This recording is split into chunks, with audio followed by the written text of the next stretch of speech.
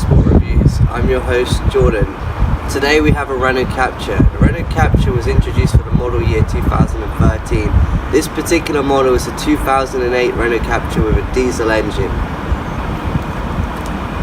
Not only does it have a diesel engine, it's also one of Europe's best-selling cars. Today I'm going to find out why. I rented this Renault Captur from Enterprise Rent-A-Car here in Northampton. Click the link below to go to their website and you can rent your own car.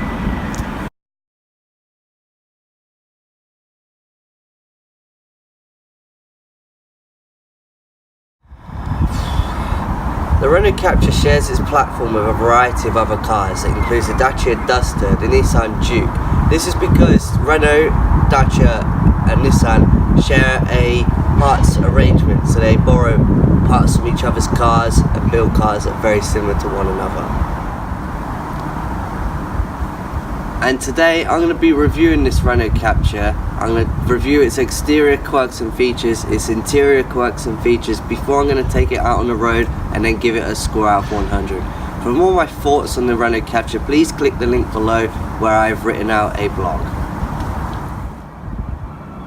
I'm going to start up back with the rear styling. This particular car is supposed to be a crossover, which is a small non-SUV, pretend SUV if you like.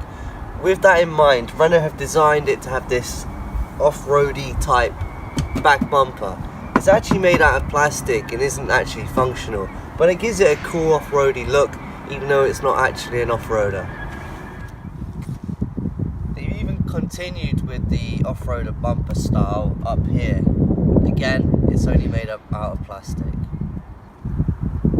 Continuing on from this off-roader look, we can see that the ride height is raised up more than was probably reasonable for a car of this size. Now to the rear of the Renault Captur. For a small family car, you get a surprisingly large amount of space. And the coolest thing back here is on the back of the front seats, these little hooks to store things. To access the fuel pump, all you do is just open this when the vehicle is unlocked, then twist it and then put the nozzle in. Whilst this car does come with cruise control, in order to access it you have to press the buttons down here and then press the buttons up here in order to make it work. The air conditioning is a little bit unusual in this vehicle. If the light is on, that means the air conditioning is off. If the light is off, that means the air conditioning is on. With the air conditioning, you can move these little circle things in any way, shape or form that you want. Like on most modern cars, you can adjust the wind mirrors by pressing the buttons on down here.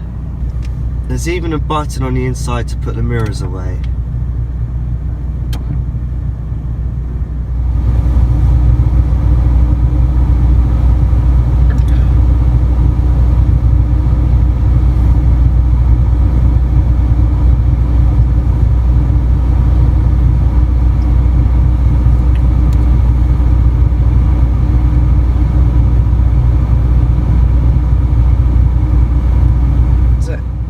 The infotainment system does have some interesting items. It does have a navigation system, which you click on destination, then address, before clicking on the town, and then you can put in the postcode there and it will go to the location that you want to go to. You can also see the points of interest, and here it will show you where the nearest petrol stations are, where the nearest parking is, and where the nearest restaurants are. You can also connect your phone via Bluetooth, as well as listening to DAB radio, FM, AM radios as well. Other interesting features in the settings is this volume speed. You can have 5 different volume speeds. I can't work out why. Also, you can have the brightness in low, mild or high, and there's even a night mode for the display. This vehicle does have parking sensors. You can put the key anywhere you want, but Renault built in this perfect little slot for it, which also charges the key fob.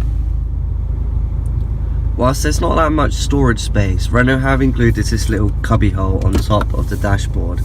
You could probably store about a phone in there or maybe something else. This button down here stops the rear passengers from opening the window. And now it's time to actually take it out on the road and see what it's like to drive.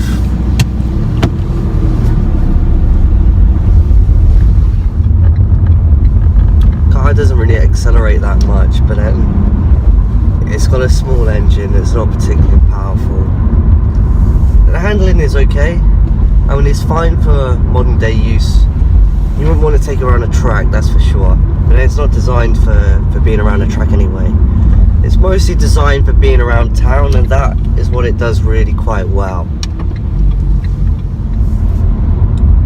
As it's designed for just driving around town, you're never going to have a great deal of fun with it, but it's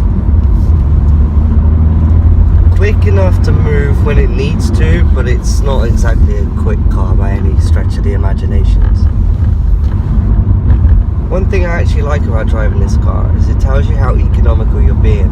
So if you decided to be really heavy with your right foot, you get a lower score. And if you're really economical, you get a higher score. So it's just to encourage people to be more fuel efficient with their driving. That is a good idea. The transmission is only a 5-speed manual. In order to get the real high fuel efficiency, really it should be equipped with a 6-speed.